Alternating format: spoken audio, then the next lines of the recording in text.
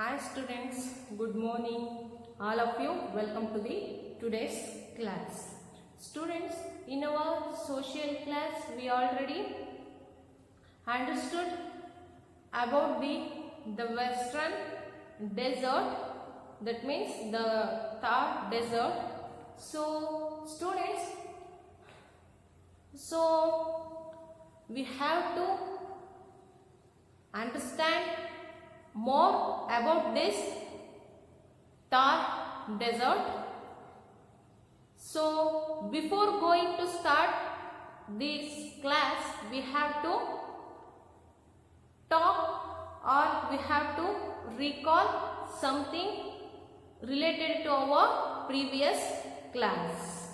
So students, in our previous class we discussing about the Thar desert and the climate of the Thar deserts. So students, the Thar deserts, it's coming in the Rajasthan, in the west of the Aravalli Hills in Rajasthan. So and it is called the Great Indian Desert. So this Great Indian Desert is known as the Thar deserts. So and it's located towards the west of the northern plains.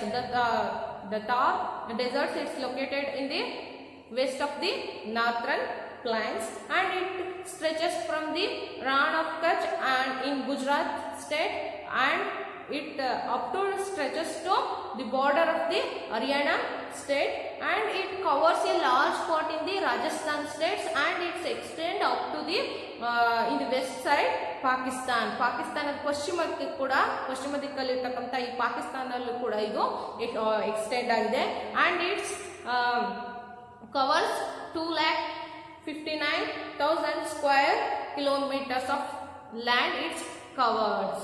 Okay, and climate of this Thar deserts in the summer season too hot in the daytime and too cold in the compared to the winter season it's cold in the night time in the summer. In the winter season too cold in the night time and pleasant, the people feel very pleasant feel in the daytime. Day is too pleasant and night is too cold in the Thar desert region. So these are all things related to the climate in the Thar desert. So in this session now we have to talk something related to vegetation in the desert. Vegetation in the Thar desert. ಗೊತ್ತಾಯ್ತಲ್ವಾ? ನಾವು ಈಗ vegetation ಬಗ್ಗೆ ಅಂದ್ರೆ ಯಾವ ರೀತಿಯಾದಂತಹ ಒಂದು ಸಸ್ಯವರ್ಗ ಅಂತ ಹೇಳ್ಬೋದು. ವೆಜಿಟೇಷನ್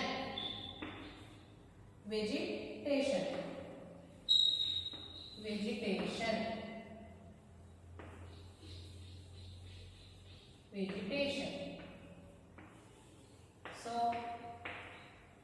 ಗೊತ್ತಾಯ್ತಲ್ವಾ? ವೆಜಿಟೇಷನ್. ಸೊ ಈ ಒಂದು ವೆಜಿಟೇಷನ್ ಬಗ್ಗೆ ನಾವು ಇವತ್ತಿನ ಕ್ಲಾಸ್ ಅಲ್ಲಿ ತಿಳ್ಕೊಳ್ಳೋಣ ಮಕ್ಕಳ. So vegetation, all of you observe your textbook page number 224 ಅಂದ್ರೆ 224ನೇ ಪುಟ. So vegetation, there is always shortage of water in desert area. Students, in desert region ಅಂದ್ರೆ ಈ ಒಂದು ಮರುಭೂಮಿ ಪ್ರದೇಶದಲ್ಲಿ there is always shortage of water ಅಂದ್ರೆ ಯಾವಾಗ್ಲೂ ಕೂಡ ಅಲ್ಲಿ ಶಾರ್ಟೇಜ್ ಆಫ್ ವಾಟರ್ ಅಂದ್ರೆ ಸಫಿಶಿಯಂಟ್ ವಾಟರ್ ಇರಲ್ಲ, ನೀರಿನ ಪೂರೈಕೆ, ಹೆಚ್ಚು ನೀರಿನ ಅವೈಲಬಿಲಿಟಿ ಇರೋದಿಲ್ಲ. ಅಲ್ಲಿ ಕಡಿಮೆ ಪ್ರಮಾಣದ ಒಂದು ನೀರಿನ ಒಂದು ಪೂರೈಕೆ ಇರುತ್ತೆ. ಅಂದ್ರೆ ಅಲ್ಲಿ ಹೆಚ್ಚು ನೀರಿನ ಒಂದು ಅವೈಲಬಿಲಿಟಿ ಇರೋದಿಲ್ಲ, ಪೂರೈಕೆ ಇರೋದಿಲ್ಲ, ಕಡಿಮೆ ನೀರು ಇರುತ್ತೆ. ಎಲ್ಲಿ? ಡೆಸರ್ಟ್ ಏರಿಯಾಸ್ ಅಲ್ಲಿ. There are very few trees in this region. ಈ ಒಂದು ಪ್ರದೇಶದಲ್ಲಿ ನೀರು ಇರೋ ಕಡೆನೆ ಗಿಡ ಮರಗಳು ಬೆಳೆಯೋದು ಕಷ್ಟ ಅಲ್ವಾ? So in the desert region ಅಲ್ಲಿ ನೀರೇ ಇಲ್ಲ ಅಂದ್ರೆ ಹೇಗೆ ಗಿಡ ಮರಗಳು ಬೆಳೆಯುತ್ತೆ ಹೇಳಿ? ಸೊ ಆದ್ರಿಂದ ಆ ಒಂದು ರೀಜನ್ ಅಲ್ಲಿ, ಆ ಒಂದು ಡೆಸರ್ಟ್ ಪ್ಲೇಸಸ್ ಅಲ್ಲಿ very few trees growing in the desert region. Desert region ಅಲ್ಲಿ ತುಂಬಾ ಕಡಿಮೆಯ ಒಂದು ಗಿಡ ಮರಗಳು ಬೆಳೆಯುತ್ತೆ, ಕಡಿಮೆ ಪ್ರಮಾಣದಲ್ಲಿ. So scattered bushes and thorny shrubs are found here.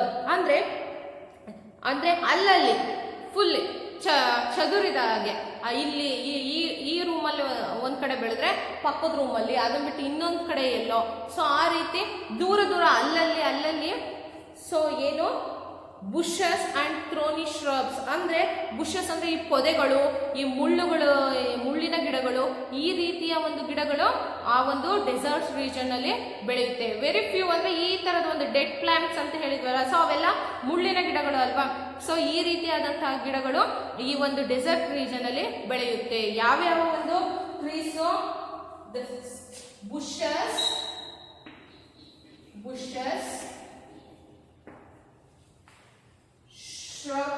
thorny shrubs and thorny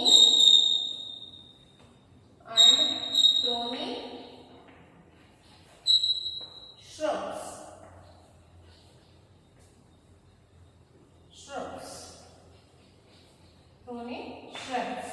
are growing in this climate. ಗೊತ್ತಾಯ್ತಲ್ವಾ? So these trees only. ಗೊತ್ತಾಯ್ತಲ್ವಾ? Which trees growing in the desert region? Bushes and thorny shrubs. ಅಂದ್ರೆ ಪೊದೆಗಳು ಮತ್ತೆ ಮುಳ್ಳಿನ ಗಿಡಗಳು ಈ ಒಂದು desert region ಅಲ್ಲಿ ಬೆಳೆಯುತ್ತೆ.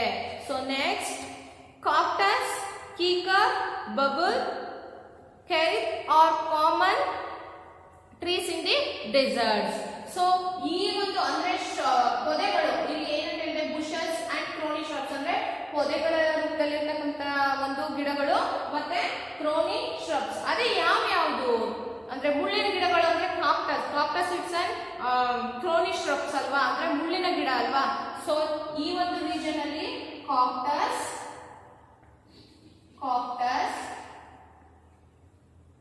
ಕೀಕರ್,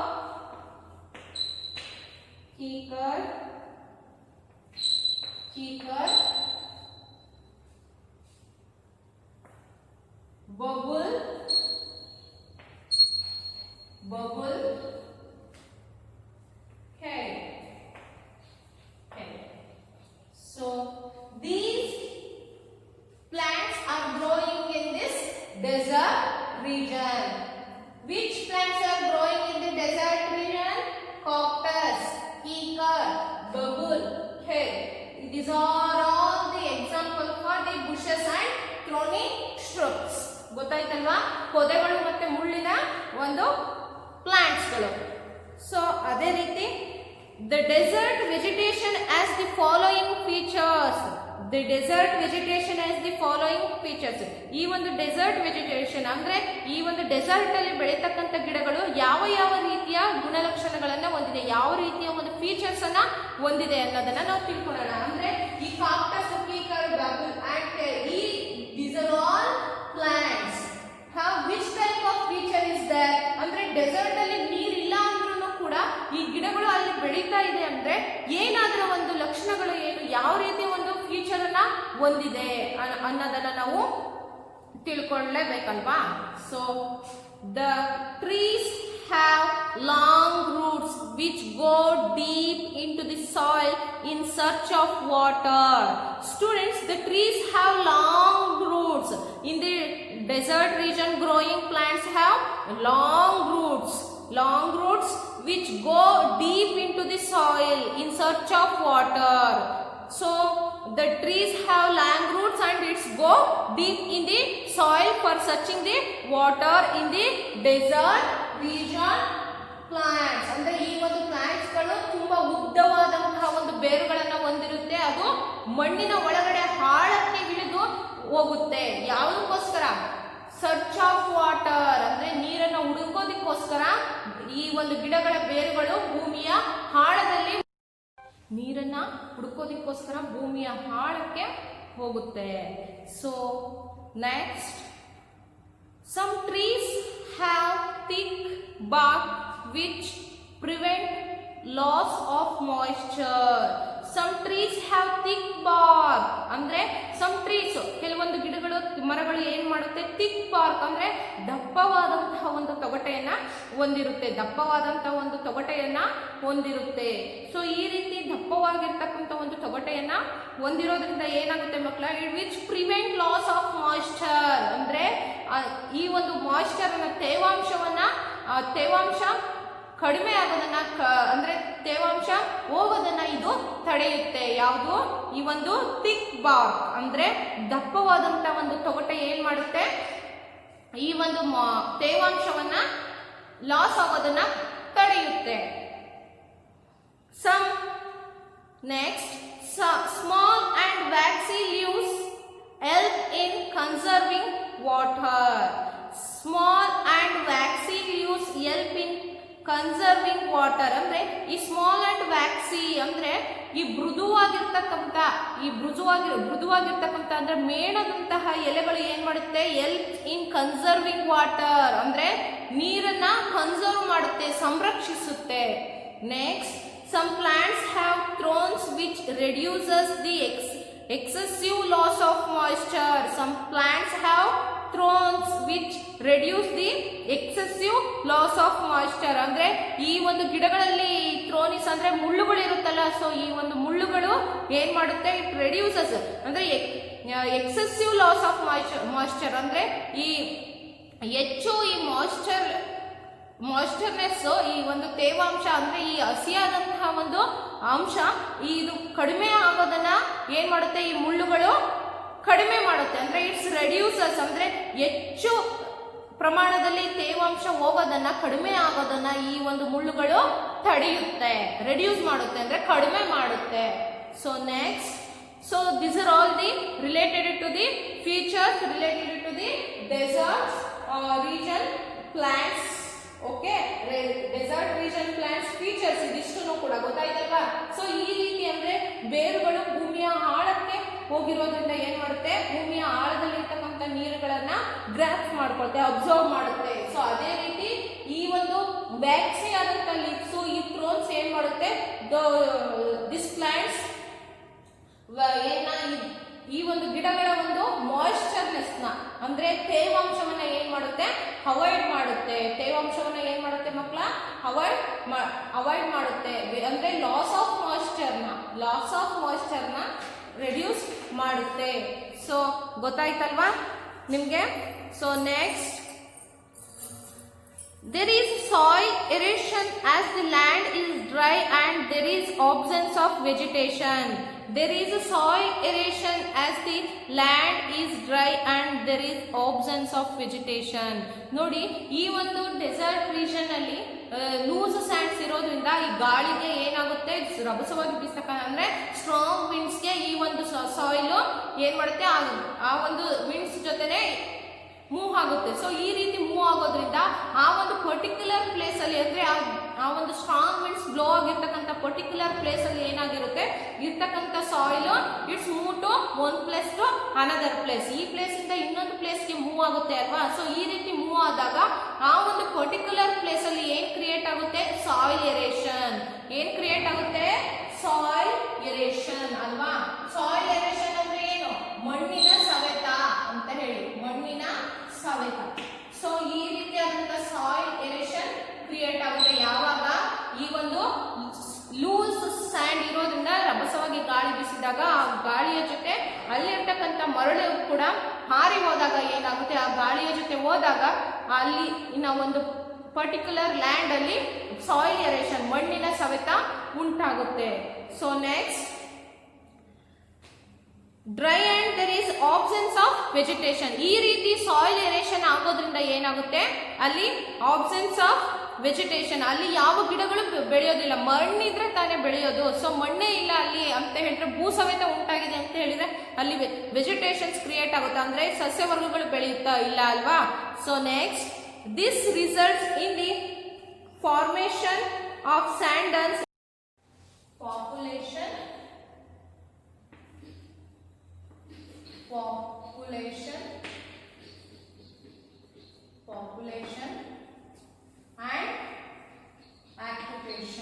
population and occupation.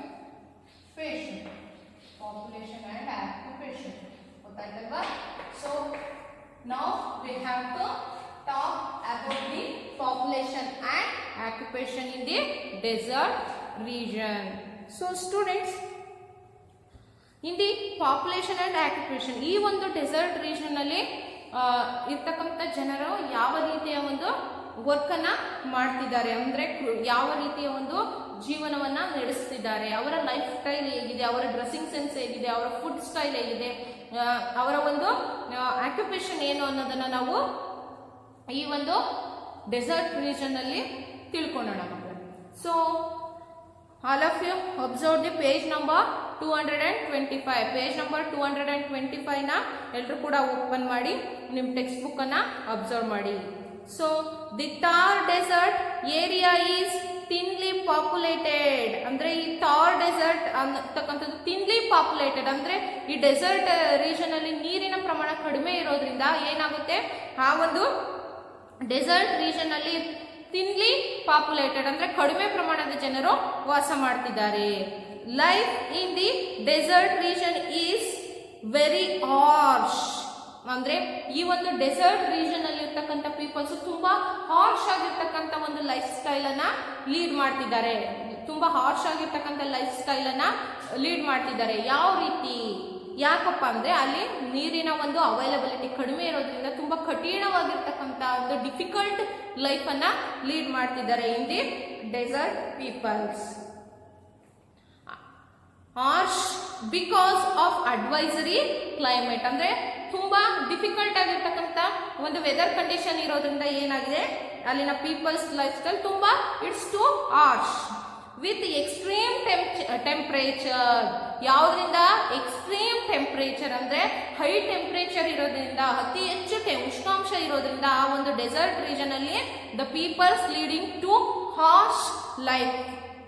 So next, the main occupation of the people are animal rearing and quarrying. andre the main occupation of the people in the desert region, the animal rearing and quarrying, the main occupation. Okay, main occupation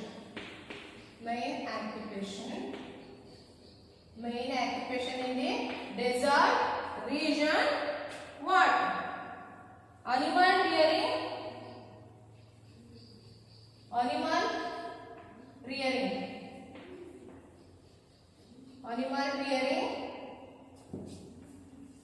and which one? Animal rearing and quarrying.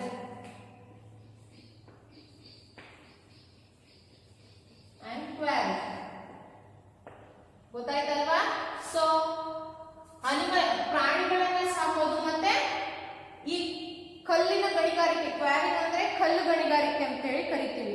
So ಕಲ್ಲುಗಳನ್ನ ತಯಾರು ಮಾಡ್ತಕ್ಕಂಥ ಒಂದು ಕೆಲಸ ಮತ್ತೆ ಪ್ರಾಣಿಗಳನ್ನ ಸಾಕ್ತಕ್ಕಂಥ ಒಂದು ಕೆಲಸ ಇಲ್ಲಿನ ಒಂದು ಡೆಸರ್ಟ್ ಪೀಪಲ್ ನ main occupation, quarrying and animal rearing. Okay, so these are all the two main occupations in the desert region. So as this region has marble rocks on a large scale, ಈ ಒಂದು desert places ಅಲ್ಲಿ, ಈ ಒಂದು desert region ಅಲ್ಲಿ ಅಂದ್ರೆ Thar dessert region ಅಲ್ಲಿ, great Indian dessert region ಅಲ್ಲಿ marble racks ಅಂದ್ರೆ ಈ ಅಮೃತ ಶಿಲೆಗಳು ಅಂತೀವಲ್ವಾ. ಸೊ ಈಗೆಲ್ಲ ಮಾರ್ಬಲ್ಸ್ ಮನೆಗಳಿಗೆಲ್ಲ ಹಾಕ್ಸ್ತಾರಲ್ಲಪ್ಪ. ಸೊ ಆ ರೀತಿಯಾದಂತಹ ಒಂದು ಮಾರ್ಬಲ್ಸ್ ರಾಕ್ಸ್ ಅಂದ್ರೆ ಲಾರ್ಜ್ ಸ್ಕೇಲ್ ಅಲ್ಲಿ ಏನಾಗುತ್ತೆ, ಅಲ್ಲಿ ಮ್ಯಾನುಫ್ಯಾಕ್ಚರ್ ಆಗುತ್ತೆ. ಸೊ ನೆಕ್ಸ್ಟ್, ಅಲ್ಲಿ ಅತಿ ಹೆಚ್ಚು ಉತ್ಪಾದನೆ ಮಾಡ್ತಕ್ಕಂಥದ್ದು ಈ ಒಂದು marble rocks. The animals reared here are sheep, goat, camels and cattle. ಈ ಒಂದು ಪ್ಲೇಸಸ್ ಅಲ್ಲಿ, ಈ ಒಂದು ಡೆಸರ್ಟ್ ರೀಜನ್ ಅಲ್ಲಿ ಅನಿಮಲ್ ರಿಯರಿಂಗ್ ಅಂದ್ರೆ ಯಾವುದು? ಶೀಪ್ ಅಂದ್ರೆ ಕುರಿ ಸಾಕೋದು, ಆಮೇಲೆ ಗೋಟ್ ಅಂದ್ರೆ ಮೇಕೆಗಳನ್ನ ಸಾಕೋದು. ನೆಕ್ಸ್ಟ್ ಕ್ಯಾಮಲ್ಸ್ ಅಂದ್ರೆ ಒಂಟೆಗಳನ್ನ ಸಾಕ್ತಕ್ಕಂಥದ್ದು. ಮತ್ತೆ ಕ್ಯಾಟಲ್ ಅಂದ್ರೆ ದನ ಕರುಗಳನ್ನ ಸಾಕ್ತಕ್ಕಂಥದ್ದು. So these are all animals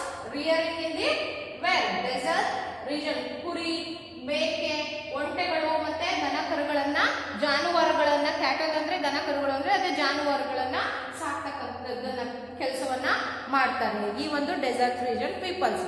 ಅದೇ ರೀತಿ due to the presence of minerals, due to the presence of minerals like copper, silver and limestone.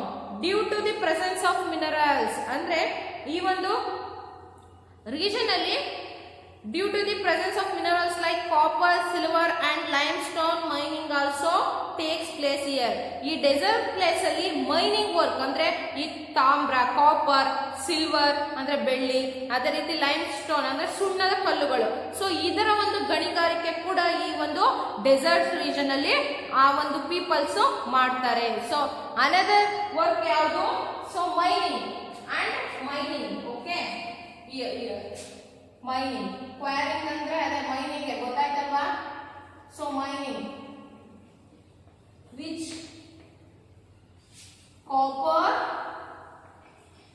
Copper, limestone, copper, limestone and copper, limestone and which one? Silver. So ಗೊತ್ತಾಯ್ತಲ್ವಾ? So ಈ ಒಂದು mining ಅನ್ನು ಕೂಡ ಈ dessert region ಅಲ್ಲಿ ಆ ಒಂದು peoples ಮಾಡ್ತಾರೆ. So next, many people lead a nomadic life. ಅಂದ್ರೆ nomadic, many people lead a nomadic life ಅಂದ್ರೆ it's travelling from one place to another place. So if one person move from one place to another place in the desert region, we call it as nomadic life ಅಂತ ಹೇಳಿ ಕರಿತೀವಿ. nomadic ಅಂತ ಹೇಳಿ ಕರಿತೀವಿ ಅಂದ್ರೆ ಏನು ಅಲೆಮಾರಿಗಳು ಅಂತ ಏನ್ ಕರಿತೀವಲ್ಲ, ಒಂದ್ ಸ್ಥಳದಲ್ಲಿ ಪರ್ಟಿಕ್ಯುಲರ್ ಆಗಿ ಇರೋಲ್ಲ. ಅವರು ಈ ಪ್ಲೇಸ್ ಇಂದ ಇನ್ನೊಂದ್ ಪ್ಲೇಸ್ಗೆ, ಇನ್ನೊಂದ್ ಪ್ಲೇಸ್ ಇಂದ ಇನ್ನೊಂದ್ ಪ್ಲೇಸ್ಗೆ ಈ ರೀತಿ ಮೂವ್ ಆಗ್ತಾ ಇರ್ತಾರಲ್ವಾ. ಸೊ ಈ ಒಂದು ಪೀಪಲ್ಸ್ ಅನ್ನ ನಾವ್ ಏನಂತ ಕರಿತೀವಿ? ನೊಮ್ಯಾಂಡಿಕ್ ಅಂತ ಹೇಳಿ ಕರಿತೀವಿ. ಅಂದ್ರೆ ನೊಮ್ಯಾಂಡಿಕ್ ಲೈಫ್ ನ ಲೀಡ್ ಮಾಡ್ತಿದ್ದಾರೆ. So traveling from one place to another place for looking for food for their cattle and to sell their handicrafts. ಅಂದ್ರೆ ತಮ್ಮ ಈ ಒಂದು ಇಲ್ಲಿ ಕ್ಯಾಟಲ್ ಅಂದ್ರೆ ಅನಿಮಲ್ ರಿಯರಿಂಗ್ ಮಾಡ್ತಿದಾರಲ್ವಾ, ಪ್ರಾಣಿಗಳನ್ನ ಸಾಕ್ತಿದಾರಲ್ವಾ. ಸೊ ಆ ಪ್ರಾಣಿಗಳಿಗೆ ಬೇಕಾದಂತಹ ಒಂದು ಫುಡ್ ಅನ್ನ ಹುಡ್ಕೋದಿಕ್ಕೋಸ್ಕರ, ಅದೇ ರೀತಿ ಅವರು ಹ್ಯಾಂಡಿಕ್ರಾಫ್ಟ್ಸ್ ಅಂದ್ರೆ ಸೇಲ್ ಆಫ್ ದೇರ್ ಹ್ಯಾಂಡಿಕ್ರಾಫ್ಟ್ಸ್ ಅಂದ್ರೆ ಅವರು ಕರಕುಶಲ ವಸ್ತುಗಳನ್ನ ತಯಾರು ಮಾಡಿರ್ತಾರಲ್ವಾ. ಸೊ ಆ ಒಂದು ಥಿಂಗ್ಸ್ ಅನ್ನ ಸೇಲ್ ಮಾಡೋದಿಕ್ಕೋಸ್ಕರ ಒಂದು ಪ್ಲೇಸ್ ಇಂದ ಇನ್ನೊಂದು ಪ್ಲೇಸ್ಗೆ ಏನ್ ಮಾಡ್ತಾರೆ? ಮೂವ್ ಆಗ್ತಾ ಹೋಗ್ತಾರೆ. So this life we call it as the nomadic life. ಈ ಒಂದು ಲೈಫ್ ಅನ್ನ ನಾವು ಏನಂತ ಕರಿತೀವಿ? We call it as nomadic life. ನಾವು nomadic life ಅಂತ ಹೇಳಿ ಕರಿತೀವಿ. ಅಂದ್ರೆ the person move from one place to another place for searching food for their animals and sell their handicrafts.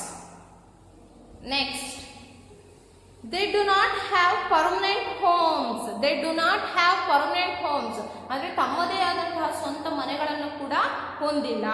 So next, they are called Banjaras. ಇದನ್ನ ನಾವೇನು ಏನಂದ್ರೆ ಇರೋದಕ್ಕೆ ಸ್ವಂತ ಮನೆ ಕೂಡ ಇಲ್ಲ, ತಮ್ಮ ದನಕರುಗಳಿಗೆ ಬೇಕಾದಂತ ಆಹಾರವನ್ನ ಹುಡ್ಕೋದಿಕ್ಕೋಸ್ಕರ ಮತ್ತೆ ತಾವು ಮಾಡಿರ್ತಕ್ಕಂಥ ಕರಕುಶಲ ಅಂದ್ರೆ ಹ್ಯಾಂಡಿಕ್ರಾಫ್ಟ್ಸ್ ಥಿಂಗ್ಸ್ ನ ಸೇಲ್ ಮಾಡೋದಿಕ್ಕೋಸ್ಕರ ಅವರು ಒಂದು ಪ್ಲೇಸ್ ಇಂದ ಇನ್ನೊಂದು ಪ್ಲೇಸ್ಗೆ ಹೋಗ್ತಾರಲ್ವಾ. ಸೊ ಈ ರೀತಿ ಹೋಗೋದ್ರಿಂದ ಹೋಗ್ತಾರೆ. ಸೊ ಒಂದು ಪ್ಲೇಸ್ ಅಲ್ಲಿ ಪರ್ಟಿಕ್ಯುಲರ್ ಆಗಿ ಅವರಿಗೆ ಒಂದು ಮನೆ ಕೂಡ ಇರೋದಿಲ್ಲ. ಸೊ ಆದ್ರಿಂದ ಈ ಒಂದು ಪೀಪಲ್ಸ್ ನ ನಾವ್ ಏನಂತ ಕರಿತೀವಿ? ಬಂಜಾರಾಸ್ ಅಂತ ಹೇಳಿ ಕರಿತೀವಿ. What we called? They are called Banjaras. ಈ ರೀತಿ ನೊಮ್ಯಾಂಡಿಕ್ ಲೈಫ್ ಅನ್ನ ಲೀಡ್ ಮಾಡ್ತಕ್ಕಂಥ ಪೀಪಲ್ಸ್ ನ ನಾವ್ ಏನಂತ ಕರಿತೀವಿ? ಬಂಜಾರಾಸ್ ಅಂತ ಹೇಳಿ ಕರಿತೀವಿ. ಬಂಜಾರಾಸ್ ಗೊತ್ತಾಯ್ತಲ್ಲ ಮಕ್ಕಳೇ ನಿಮ್ಗೆ? ಸೊ ಒಂದು ಸ್ವಂತ ಮನೆನೂ ಇಲ್ಲದೆ ಒಂದು ಸ್ಥಳದಿಂದ ಇನ್ನೊಂದು ಸ್ಥಳಕ್ಕೆ ಹೋಗ್ಬಿಟ್ಟು ತಮ್ಮ ಲೈಫ್ ನ ಲೀಡ್ ಮಾಡ್ತಾ ಹೋಗ್ತಾರಲ್ವಾ, ಆ ಒಂದು ಪೀಪಲ್ಸ್ ಗೆ ನಾವು ಈ ಡೆಸರ್ಟ್ ರೀಜನ್ ಅಲ್ಲಿ ಏನಂತ ಕರಿತೀವಿ? ಬಂಜಾರಾಸ್ ಅಂತ ಕರಿತೀವಿ. ರಾಜಸ್ಥಾನದಲ್ಲಿ ಇರ್ತಕ್ಕಂಥ ಪೀಪಲ್ಸ್ ನಾವೇನ್ ಬಂಜಾರಾಸ್ ಅಂತ ಹೇಳಿ ಕರಿತೀವಿ. ಸೊ ಗೊತ್ತಾಯ್ತಲ್ವಾ? So next, in the next class I have some questions related to this topic. Mind it.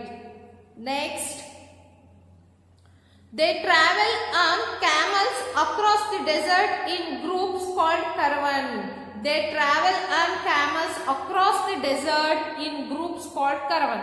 So ನೋಡಿ ಮಕ್ಕಳ, ಈ ಒಂದು ಡೆಸರ್ಟ್ ರೀಜನ್ ಅಲ್ಲಿ the peoples moving from one place to another place, they have to use camels. ಅಂದ್ರೆ transportation ಗೆ camels ಅನ್ನ use ಮಾಡ್ತಾರೆ ಈ ಒಂದು ಡೆಸರ್ಟ್ ರೀಜನ್ ಅಲ್ಲಿ. ಅದೇ ರೀತಿ ಈ ಒಂದು ಅಂದ್ರೆ ಯಾವ ರೀತಿ ಸಿಂಗಲ್ ಆಗಲ್ಲ, ಗ್ರೂಪ್ ಅಲ್ಲಿ ಹೋಗ್ತಾರೆ. ಸೊ ಯಾವ್ದ್ರಲ್ಲಿ ಕರವನ್ ಅಂತ ಹೇಳಿದ್ರೆ it's moving house. Caravan it is the moving house. Caravan it is the moving house. ಗೊತ್ತಾಯ್ತಲ್ಲ, ಈ ಟ್ರಕ್ಗಳಲ್ಲೇ ಮನೆಗಳ ಟೈಪ್ ಮಾಡ್ಕೊಂಡಿರ್ತಾರಲ್ಲಪ್ಪ. ಸೊ ಈ ರೀತಿ ಒಂದು ಪೀಪಲ್ಸ್ ಒಂದು ಗ್ರೂಪ್ ಮಾಡ್ಕೊಂಡ್ಬಿಟ್ಟು ಈ ರೀತಿಯಾದಂತಹ ಒಂದು ಕರವನ್ ಪ್ರಿಪೇರ್ ಮಾಡ್ಕೊಂಡ್ಬಿಟ್ಟು ಅವರು ಕ್ಯಾಮಲ್ಸ್ ಕೂಡ ಒಂದ್ ಪ್ಲೇಸ್ ಇಂದ ಇನ್ನೊಂದು ಪ್ಲೇಸ್ಗೆ ಹೋಗ್ತಾರೆ. ಸೊ ಅವರು ಪ್ರತಿಯೊಬ್ಬರು ಕೂಡ ಗ್ರೂಪ್ ಅಲ್ಲಿ ಈ ಕರವನ್ಗಳನ್ನ ಮಾಡ್ಕೊಂಡಿರ್ತಾರೆ. ಕರವನ್ ಅಂತ ಹೇಳಿದ್ರೆ ಏನು? It's one moving house. ಈ ಟ್ರಕ್ಗಳಲ್ಲೆಲ್ಲ ಹೋಮ್ ಟೈಪ್ ಮಾಡ್ಕೊಂಡಿರೋದು ನೋಡಿದಿರಲ್ವಾ? ಸೊ ಆ ರೀತಿ ಆದಂತಹ ಒಂದು ಕರವನ್ಗಳನ್ನ ಮಾಡ್ಕೊಂಡು tent type, ready tent type ಮಾಡ್ಕೊಂಡ್ಬಿಟ್ಟು ಸೊ ಅದರಲ್ಲಿ ಲೈಫ್ ಲೀಡ್ ಮಾಡ್ತಾ ಒಂದು ಪ್ಲೇಸ್ ಇಂದ ಇನ್ನೊಂದು ಪ್ಲೇಸ್ಗೆ ಮೂವ್ ಆಗ್ತಾ ಹೋಗ್ತಾರೆ. For the transportation they using camels. So ಗೊತ್ತಾಯ್ತಲ್ವಾ ಮಕ್ಕಳ? So these are all information related to the people and occupation in the desert region. So now I am stopping up to here. You have to put one small mark in front of the word caravan. Okay? So remaining part of this lesson we have to discussing in our next class. Thank you.